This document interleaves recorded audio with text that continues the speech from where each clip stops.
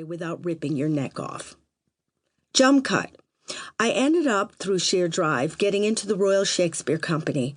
Through sheer drive, I made a career in television that lasted 25 years. Through sheer drive, I married and created a family, and I drove myself so hard with that same sheer drive that 7 years ago I crashed, burned, and drove off the cliffs of sanity. Shortly thereafter, I was institutionalized and sat on a chair for months, too terrified to get up. I had suffered depression all my life, but this episode was the big kahuna. My big aha moment came when I realized I had used my success as armor to cover the chaos inside me. I'd created a fabrication, like those smiling cardboard cutouts of showgirls in Vegas. I was just a front, and behind the front, no one was at home. I've noticed that celebrity is a fantastic antidote to a dysfunctional early life. However, after this deepest of deep depressions, I thought I'd cut the cord of show business and move on, which was smart because I was in any case becoming less popular. I knew things were slipping when I found myself cutting a red ribbon to open a Costa at Heathrow Terminal 3. I thought it would be a good time to reinvent myself, and while I was at it, find out who exactly had been inhabiting my brain all those years. Jump cut again, I started to study Mindfulness Based Cognitive Therapy. I never do anything by half, so I did it at Oxford University and got my master's.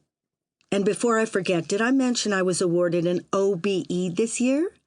So maybe it was worth all the agony, but probably not.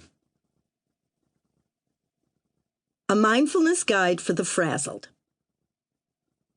What does she mean by this title? Why has she picked this topic? How much do you think she's being paid for writing this book?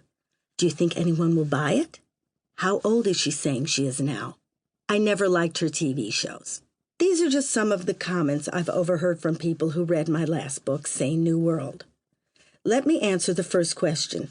What do I mean by the title? A neurobiologist might say that someone is stuck in a state of frazzle. They mean that for this person, constant stress is overloading their nervous system, flooding it with cortisol and adrenaline. Their attention is fixed on what's worrying them and not the job at hand, which can lead to burnout. I swear I didn't know that frazzled was a technical word when I came up with this title for the book, so I must be incredibly smart and intuitive. Second question, why did I pick this topic? Well, I've spent most of my waking hours and some of my sleeping ones in the land of frazzledom, so I feel qualified to act as an expert tourist guide, pointing out some of the more notable swamplands of confusion and self-doubt. Take comfort in knowing that you are not alone in these lands. I've come to the conclusion that we're all in this together. Many reside in the land of frazzledom, and we're all trying to find some kind of exit route.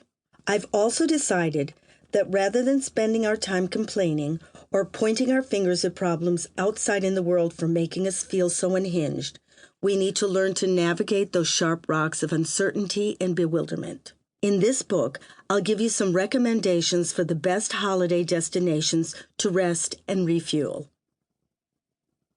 Personal story. It's November. I'm in the Ritz Hotel, London, and my mind is in some kind of haze, a thick gray fog. I'm not sure what brought me to this event or even how I got there. I ask, what charity is this an aid for? A large mustached woman in a cat hair cardigan tells me, Save the Puffins. She happens to be the spokesperson for the charity and later gives a moving speech in that wee Scottish brogue about how difficult it is for puffins to land on the rocks in the Orkneys because of the strong winds, and that once they have managed to land and lay their eggs, they have big problems stopping it blowing away. No mention of global warming, just that the birds can't land there anymore. The world is melting down, and I'm listening to somebody talking about how hard puffins have it. I have to restrain myself from shouting, "Why don't you just ship them all to Miami? End of problem." Back to the book. Every 3 or 5 years, this fog would come down, and I would have a spell of depression. But they didn't have a name for it back then. It was called having a turn.